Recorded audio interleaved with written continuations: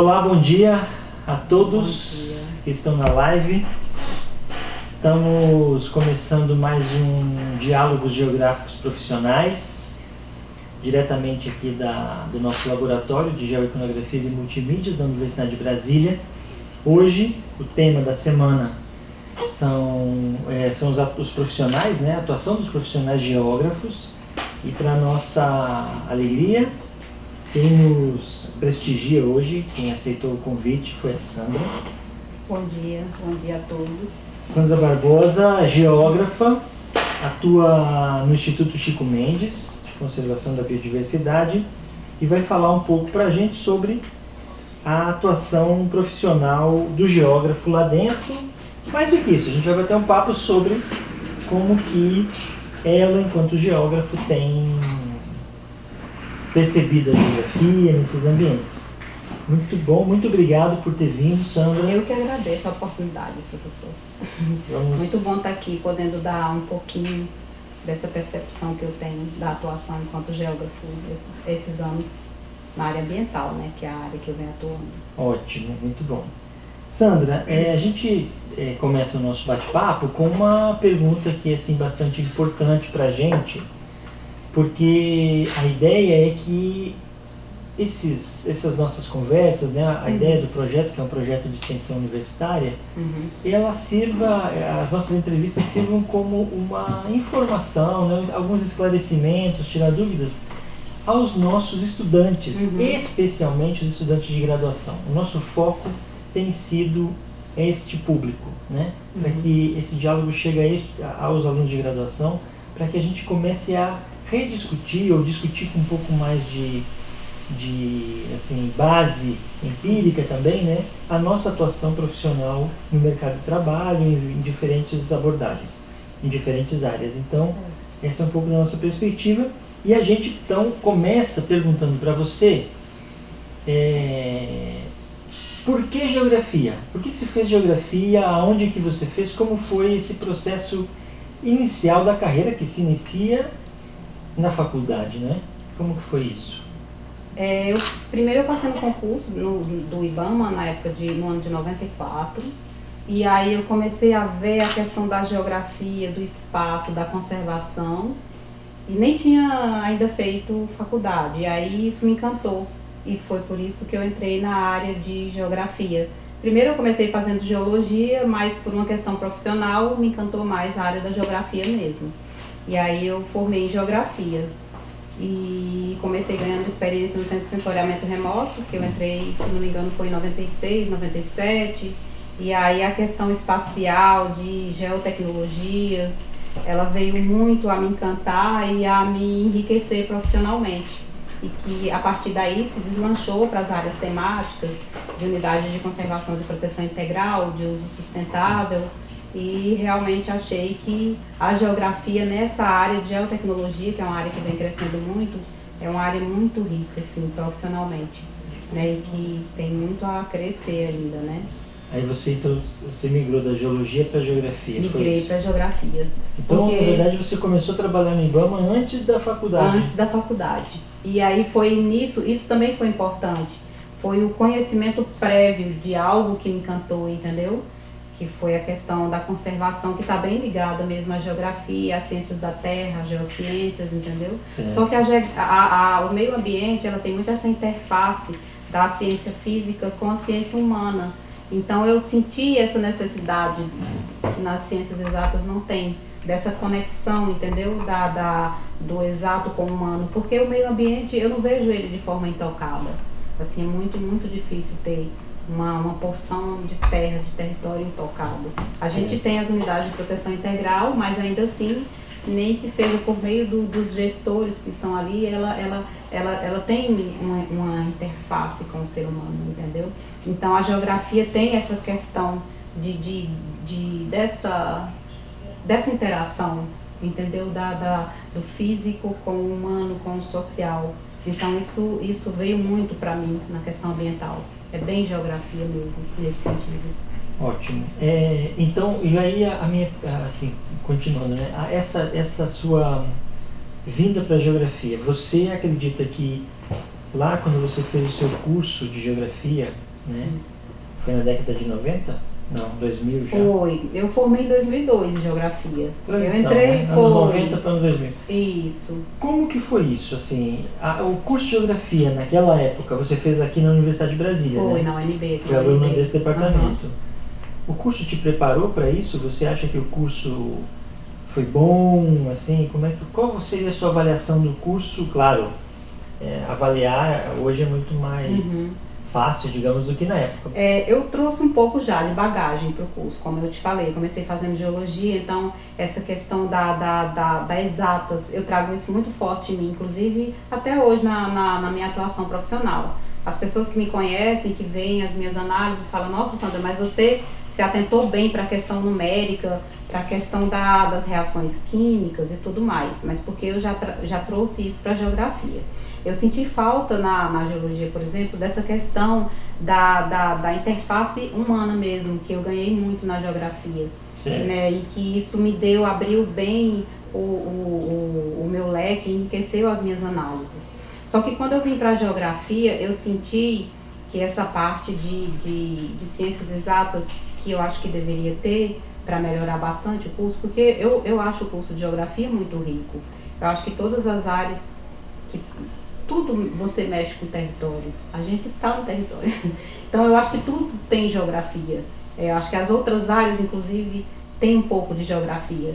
É tanto que hoje se faz, o geógrafo estuda a questão espacial dos vazios alimentares, como a gente estava falando, da questão dos acessos à saúde. Então o geógrafo está perpassando por tudo, entendeu? Mas aqui eu senti falta de algo que talvez enriquecesse bastante o curso, de matérias básicas, assim, para a questão científica, da produção da ciência, como a química básica, física básica, física 1, cálculo 1. Eu penso que se tivesse, inclusive para o mestrado, assim, na questão da metodologia, da metodologia científica mesmo, da ciência, entendeu?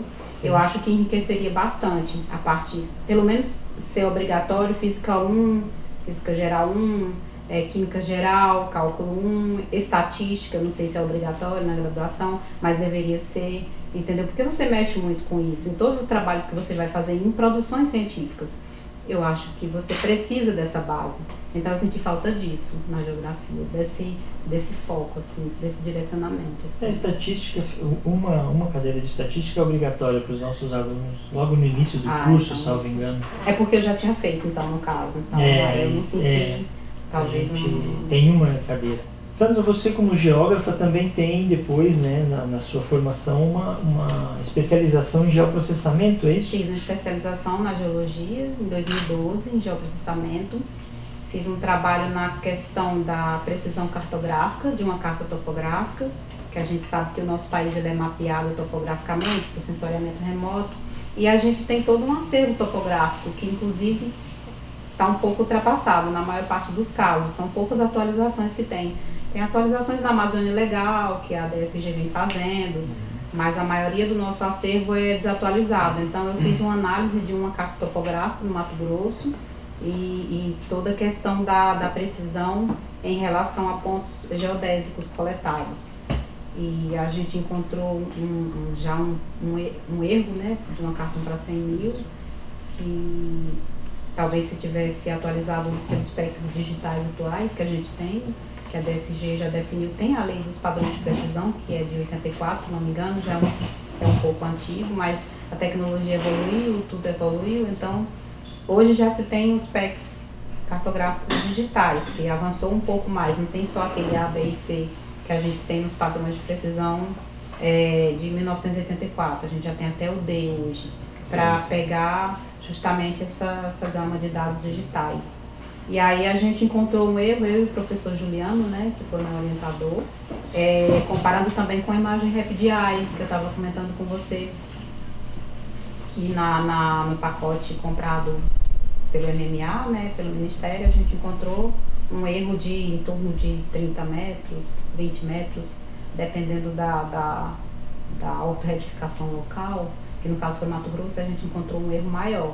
Mas teve toda uma articulação da imagem com a carta topográfica, com pontos geodésicos, a gente fez toda uma amarração, fez cálculos estatísticos, com vários pontos, então a gente trabalhou bastante esses valores para chegar num valor mais refinado e de uma escala mais refinada e de erros tanto para as folhas quanto para as imagens. Achei bem interessante fazer isso assim. Muito bem, então conta um pouquinho pra gente dessa sua migração. Assim, você teve uma atuação no Centro de Assessoramento Remoto, do IBAMA, que foi um centro assim eu considero um centro de referência, De excelência. né? De excelência. Eu trabalhei inclusive lá num bom período da minha vida. Depois, mas você sai do Centro de Assessoramento Remoto e nessa transição, na divisão IBAMA e ICMBio, você vai para o ICMBio, é isso? Eu fui antes, na verdade eu trabalhei no Centro de Sensoriamento Remoto, acho que foi em 97 que eu entrei lá. Peguei toda uma bagagem de ferramentas geotecnológicas, de software, de SIG, da questão geoespacial, de sistemas de referência, de sistemas de projeção. Toda essa base eu trouxe do Centro de Sensoriamento Remoto.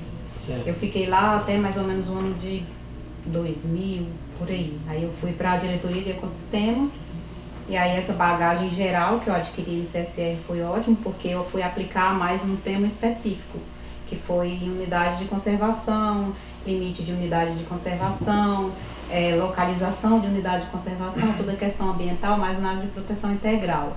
E lá eu pude adquirir uma bagagem assim que trago para a minha vida até hoje, na minha atuação profissional, em todos os focos específicos, porque depois que eu saí do CSR para a DIREC, que é a Diretoria de Ecossistemas em 2000, depois para o CNPT, que é o Centro Nacional de Populações Tradicionais, mais ou menos em 2002, 2003, e aí fiquei, porque o CNPT ele teve algumas nuances, aí teve a Diretoria de Uso Sustentável, e eu sempre fiquei por ali nessa parte de sustentável, de unidade de conservação de uso sustentável, né? Que é saída de proteção integral, e fui atuar em outro foco.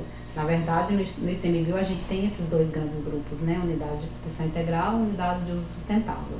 E aí de 2002 até 2006, por aí, eu fiquei focada nisso, nas unidades de uso sustentável. A gente fazia memoriais descritivos, que são toda a descrição do perímetro da OC, a gente que elaborava, no caso eu fiz alguns de reserva extrativista, de florestas nacionais, e a gente elaborava todo aquele texto, mas baseado em cartas topográficas, em pontos coletados de campo, em imagens de satélite. É um estudo bem interessante. E para o geógrafo que tem essa visão ampla de agregação, de interdisciplinaridade, porque é bem isso, você tem que entender um pouco de tudo para você trabalhar com essas ferramentas e com esses assuntos. Se você for muito focado, geralmente você precisa de mais alguém para te completar, é como se fosse isso. E muitas vezes eu peguei e trabalho sozinha para fazer de memorial descritivo e via todas as nuances. Esse limite tem que ser o limite natural, porque é o mais adequado, por isso.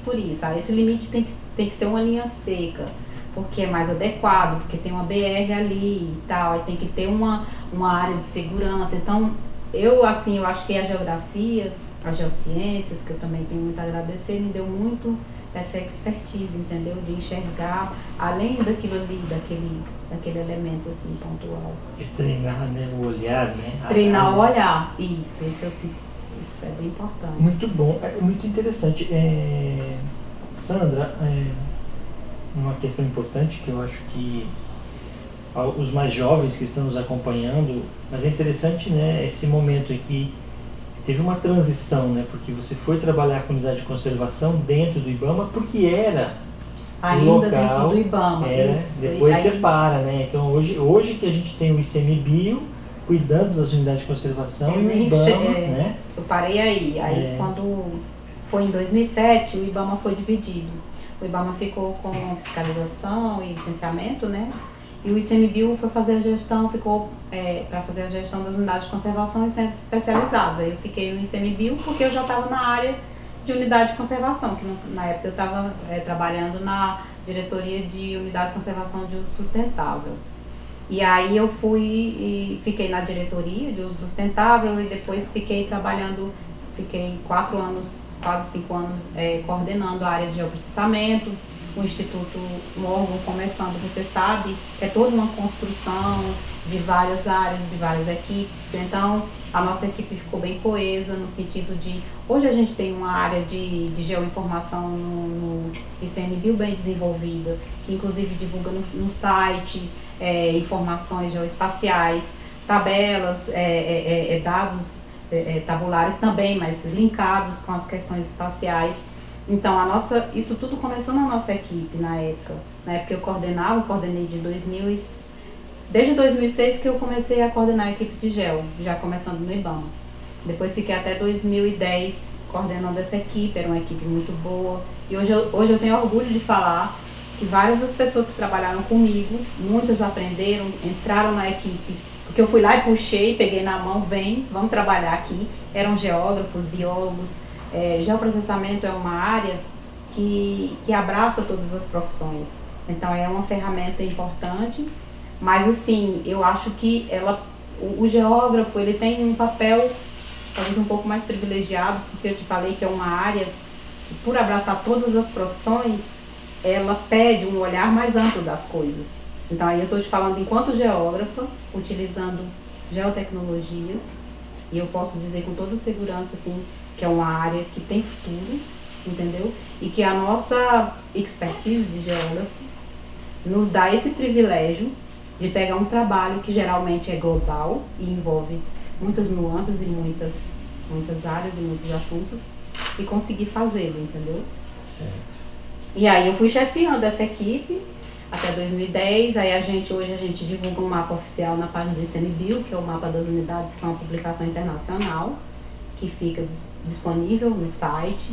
Divulgamos shapes, tabelas, divulgamos coordenações regionais, todos os assuntos referentes aos órgãos. Não sei se você pegou na época do Centro de Sensoriamento Remoto, os programas eram mais simples ou mais complexos, eu não sei, do ponto de vista de quem está olhando.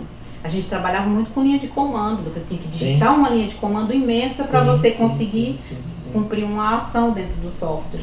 Década de 90 era isso. Era isso.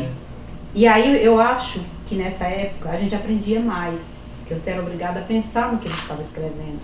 Então você pensava naquela linha de comando toda que você escrevia, cada palavra te dava uma ideia. Então aquela ideia da ação que ia ser cumprida, você tinha que ter domínio daquilo tudo, entendeu? E não era fácil. Hoje em dia não, os softwares seguem, as ferramentas são intuitivas. Você olha, ela já te diz, assim, o desenho já te diz o que você vai fazer. E muitas vezes está se perdendo. Quem está trabalhando com SIG está virando um mero operador. Não sabe, não tem controle do resultado. Você entendeu? Pois é, talvez seja o momento, né? Na minha visão, Sandra, já passou esse momento, assim, já passou, a gente ainda está num processo de transformação, mas é o momento da gente deixar de pilotar o software e passar a usar essa software como uma ferramenta para as nossas análises que a geografia tem condições de fazer. Uma questão que eu gostaria de te ouvir um pouquinho, porque você está trabalhando numa instituição, né, que tem uma responsabilidade enorme, né? Às vezes, assim, no senso comum, parece mais um órgão público que cuida de meio ambiente e tal, mas o tamanho da responsabilidade do ICMBio, eu penso que ele, assim, acredito nisso, né, tenho assim, bastante certeza que é uma responsabilidade enorme, porque cuidar, e não é cuidar, né, fazer gestão de unidade de conservação num país continental como o nosso, né? É com todas as nossas mazelas sociais, econômicas, com todos os nossos benefícios, as nossas riquezas de biodiversidade, né? Inclusive as riquezas econômicas que a gente também tem. Mas fazer gestão dessas unidades de conservação é um desafio enorme. Você tem trabalhado como geógrafa, né, muito com a questão, não é fundiária, mas a regularização dos limites, não é isso? Você tem trabalhado muito nisso, não? Sim. Uma das grandes tarefas é essa? Então, as unidades elas são criadas, tem todo um estudo para criar, todo um estudo de viabilidade econômica, de concordância política, que é o estudo de criação. para se criar uma unidade. Tem a questão da definição do limite, que aí entra a questão geoespacial, os estudos biológicos. Depois de tudo isso, feito consulta pública, todas as articulações políticas, é criado um UC. As UCs, elas são criadas, é diferente das terras indígenas, que elas são homologadas, já são demarcadas. Já são demarcadas em campo com limites de precisão. As UCs, elas são criadas com limites aproximados, usando como fontes cartas topográficas, imagens de satélite, aí se constrói todo o memorial descritivo da área, e aí o Instituto tem um tempo para ele demarcar aquela área. Pela situação econômica do país, pelos recursos disponíveis, nem sempre é possível de se demarcar nesse período que é estipulado por lei. E é um desafio muito grande, porque tem toda uma limitação política, tem todo um jogo uma briga de interesse do agronegócio, da expansão urbana. Então é um desafio muito grande. Quem está trabalhando em UC tem esse embate todo dia com essas questões, entendeu? É por isso que a gente tem a área de fiscalização, de proteção, que tem muito essa função de estar protegendo a área, de estar indo para esse embate, entendeu? De estar coibindo esses que seriam o que geram os crimes ambientais, que é o avanço do limite, a degradação, a coleta indevida, entendeu? Mas é um desafio muito grande. Sandra, essa questão dessas novas propostas, né? Tem uma medida provisória que foi aprovada no Senado recentemente, lá da Floresta Nacional da do Jamanchim, né? Que reduz uma área da Floresta Nacional e transforma em área de preservação ambiental, né? É uma área menos restritiva. Como você vê do ponto de vista da política nacional ambiental? Porque a gente, para criar uma unidade de conservação, tem uma regulamentação, né, que é uma base legal, que começa lá no SNUC, em 2000. Tem todo um processo que Exatamente. Não é um processo simples, é um processo complexo. E aí, de repente, surge uma medida provisória, assim, Então, meio que atropelando o processo, não? Ou estou enganado? Não, você está certo. Eu acho que tem muito a ver com a conjuntura política também, entendeu? Que a gente está vivendo. Eu ainda acredito, eu só vou acreditar que isso vai passar quando a Casa Civil Executiva assinar, que isso ainda está para ser assinado. Para mim, isso é uma coisa nova que abre precedentes muito ruins na questão ambiental. Eu vejo o Brasil como referência ambiental mundial e eu acho que é importante que isso não se perca. Eu acho que tem algumas coisas, alguns assuntos que, embora não seja dado importância, mas são assuntos internacionais muito importantes, que tem congressos mundiais, exigências mundiais importantes e credibilidade internacional também muito importante. Então eu só acredito que isso vai passar, porque eu ainda não estou acreditando que isso vai abrir um precedente muito ruim para a questão ambiental. E eu só acredito que isso vai passar quando passar. Quando alguém assinar. Porque eu acho que tem muito da conjuntura política. Porque é uma desconstrução. Pois então, esse é um debate interessante, né? Assim, só talvez fugindo um pouco da sua atuação profissional, na verdade não, acho que não. Você é questão de percepção da área mesmo. Porque veja, você trabalha com isso, né? Com todos esses dilemas que a gente enfrenta na questão ambiental. A criação de um parque nacional não é um procedimento fácil, nunca foi, né? Então você delimita um parque. Depois de um certo tempo, por uma medida provisória que seja, você transforma partes desse parque em uma outra categoria. Ou seja, restritiva, por exemplo. Menos restritiva, que é o caso nesse caso, né? O Parque de São Joaquim está nessa também. Exatamente. E é um parque muito importante. Exatamente. Tudo bem que ele tenha seus problemas de limite, que eu analisei o limite do Parque de São Joaquim. Tem toda uma questão fundiária que muitas vezes não casa com o limite que foi criado. Porque os lotes, porque quando é criada a UC, ela passa por um processo de regularização fundiária. Sim. Porque a UC, ela não é totalmente terra pública. Tem muita área privada muitas vezes. Então aquelas áreas privadas, elas têm que ser pagas ou avaliadas para se é de posse, se tem título, se é posse. Isso, é um processo de regularização fundiária. Que é o que tem no Brasil, que é uma, assim, tem uma regulamentação para isso, tem inclusive. Uma regulamentação, não, tem normas, Isso, tem instruções, instruções normativas. O Instituto tem um IN, que é a IN número 2, que trata muito disso. Então, muitas vezes os loteamentos para regularização fundiária, eles são quadrados, têm formas geométricas específicas. No caso, com o limite da UCEI, que muitas vezes é curvilíneo, pega um limite natural. Então, muitas vezes, para casar a regularização fundiária, muitas vezes você tem que redefinir o limite depois que você faz a regularização. Tem uns casos desses, assim. Até porque, se o governo pagou por aquela área, é bastante justo que ela seja tudo incorporada ao UCEI. E se a UCEI, ela não vai até o limite que tem que ir, se ele passa um pouquinho, o limite regularizado, é importante que se redefina. Então tem esses casos assim, tem os casos o São Joaquim tem erro de limite mesmo, que o limite da parte, se eu não me engano, da parte norte, ele é difícil de você pensar, ler o memorial descritivo e pensar nele em subtrair aquele dado das bases cartográficas. Isso tudo são unidades, eu acredito que essas unidades que estão nessa medida provisória têm alguma fragilidade que acaba, de certa forma, deixando ela vulnerável. E aí o contexto político que você colocou muito bem se aproveita tem uma disso, falha, vai na falha, né? Até porque as questões do agronegócio e outras questões de pressão, elas têm influência no governo. Claro, sem dúvida. Então isso aí tudo influencia.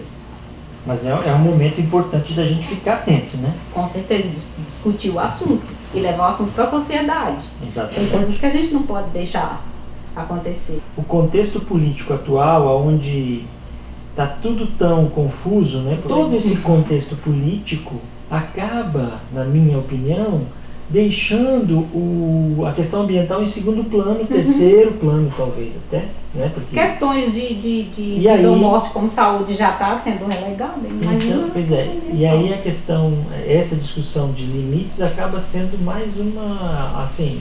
Mais um motivo. Mais um motivo de se ter uma fragilidade. Vamos aproveitar e vamos reduzir ao ser. Exatamente, é uma pena isso. É por aí. É lamentável. Mas enfim, vamos retornar à sua atuação profissional, né, como geógrafa. Sandra, você recebe muitos estagiários de geografia para trabalhar com você? Sim. O pessoal que já trabalhou com você e tal. Como que você tem visto, assim, não precisa falar de ninguém, tá? De nomes. Certo. Mas no geral, como que os estagiários estão chegando para você? Primeiro eu vou falar da questão da parceria, que eu estou começando por mim. Academia, empresa. O ICMBio é um órgão público, ele tem servidores, e esses servidores eles não precisam só da técnica para atuarem bem de forma completa, eles precisam também ter um pouco da questão da academia, da ciência, da teoria, entendeu? Que tudo isso, a técnica junto com a teoria, elas vão te dar capacidade para avaliar bem as coisas e as análises que você faz. O estagiário, eu vejo que ele chega com a teoria, porque ele está estudando, e precisando da prática. É uma parceria, e a gente tem muito isso lá, nós trabalhamos com isso, então nós estamos ali para ensinar a prática. Ele vem com essa bagagem teórica. E eles chegam e começam a aprender mesmo, muitos chegam do zero, mas eles querem, a vontade é uma coisa importante. Muitos chegam com vontade de aprender geoprocessamento, aplicação em unidade de conservação, como que se faz análise, como que funciona, como que é o Brasil nesse sentido da conservação. Então, a gente aprende muito com eles, porque eles trazem essa bagagem que a gente, depois de um tempo, fica carente disso. E eles aprendem muito com a gente, então eu vejo muito na questão da parceria. E essa questão de ver dessa forma, de forma parceira, faz com que muitos estagiários que cheguem lá, que aprendem do zero, alguns já trazem também uma bagagem técnica, porque a universidade tem laboratórios, e muitos deles têm acesso e já mexeram um pouco, então eles já chegam lá com um pouco disso. Mas aí vem toda a questão ambiental bem grande, que eu acho que é um universo que cai sobre eles. E eles acabam abraçando isso e saem de lá muito bem. Vão para organizações internacionais, WWF, passam em concursos. Então eu acho que essa parceria é muito boa. tanto deles para a gente, quanto da gente para eles. Então eu vejo de forma muito positiva. E mesmo que eles cheguem lá assim, é tudo isso mesmo, que às vezes acontece assim, quando a gente passa esse mundo que cai na cabeça deles, é tudo isso mesmo, será que eu vou dar conta? Vai. Aí eu começo uma conversa mais psicológica, olhar assim e tal, porque tem toda essa questão humana, entendeu? Claro. É uma coisa bonita você gostar, você abraçar, você ser feliz no que você faz. Eu vou muito mais por esse lado, mostrando mais também sempre o lado bom. A gente tem que ser positivo, Claro, tem um verdadeiro amor assim por todos, falo de coração, por todos os estagiários que passaram por mim, todos. Sandra, quais são as suas grandes dificuldades no trabalho? Como geógrafa, lá dentro do ICMBio você tem assim, falta de recurso, às vezes altos e baixos na questão de ter uma política de maior proteção ou menor. Como é isso? Acontece, não acontece? E se acontece, como que você assim, supera isso? Como que eu lido com isso? Olha, eu vejo que as dificuldades são as seguintes. Eu trabalho com análise, trabalhei um tempo com análise de UC, hoje eu estou na parte de regularização fundiária, que talvez seja uma análise mais simples de uma área fundiária e que o encaminhamento seja o pagamento ou não daquela área, seja a avaliação da amplitude do imóvel dentro da UC e tal, e essas questões assim, mais geoespaciais referentes ao imóvel. Mas eu fiz até recentemente trabalho de análise de limite, que foi o que eu fiz durante muitos anos. É um trabalho mais robusto. Muitas vezes a gente é criada a unidade de conservação, mas muitas vezes chegam depois da criação, da formalização e de sair do documento, o decreto de criação da UC, chegam demandas, o limite está errado, aqui esse ponto de coordenada está errado, aí forma-se um processo e a gente pega o limite daquela área para analisar. Assim, eu particularmente já fiz várias análises de limite. Eu tenho um backup que deve ter mais de 40 unidades de conservação analisadas profundamente, com documento final, com mais de 30 páginas, com mapas, inclusive, eu não paro ali na análise simples, espacial, cartográfica. Muitas vezes eu sinto necessidade de recorrer a uma bibliografia e para embasar alguma coisa geomorfológica ou física que justifica o erro daquele limite ou não. Mas aí depois de todo esse trabalho, que aí vem na sua pergunta, o que é difícil é você ver que aquilo ali demora para se encaminhar, entendeu? Fica parado muito tempo, muitas vezes falta recurso, muitas vezes precisa de um campo que não é feito. Tem muita questão de análise de limite, de erro, que você precisa ir lá comprovar com GPS, pegar um ponto, para te dar mais confiança no seu resultado. Se você não tem essa amarração e se você não tem essa fluidez no encaminhamento dos processos, você às vezes até tem gente que se desmotiva. Eu vou fazer essa análise e ficar um mês. Tem análise de limite que dura um mês, entendeu? Você fazendo. E depois o processo fica parado porque não tem recurso, porque é inviável por causa disso. Aí passa por vários outros setores, vai para o setor jurídico, para a questão da equipe jurídica verificar se o seu trabalho, se a sua análise é coerente, embora eles não sejam geógrafos ou trabalhem com geotecnologia, eles têm que ter essa visão da coerência, entendeu? Para você ver se você não está falando nada muito absurdo, entendeu? Então, tem muito encaminhamento burocrático e tem a questão da limitação de recurso mesmo, entendeu? E que inviabiliza, engessa um pouco os processos, o andamento dos processos. Então, isso tem. Mas acho que isso aí é uma coisa comum. A gente está num país que tem escassez de recursos, né? Ainda mais se a gente acabou de falar, para a área ambiental, né? Não tem como dar tanta fluidez, assim, ser tão dinâmico assim, o andamento das coisas. Muito bem. Sandra Barbosa, obrigado.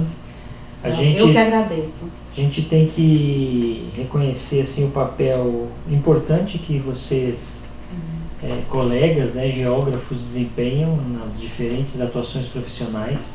Eu fico muito feliz com a participação de vocês nesse nosso projeto. É um projeto de bate-papo, de levar um pouco de discussão, né, para os nossos colegas que estão assistindo, que queiram, que tenham interesse por essa área, né, para saber o que vocês estão fazendo efetivamente. Muito bem, muito obrigado a todos que estiveram conosco, obrigado Muito grata. aos nossos internautas. Tchauzinho. Tchau. Tchau, tchau.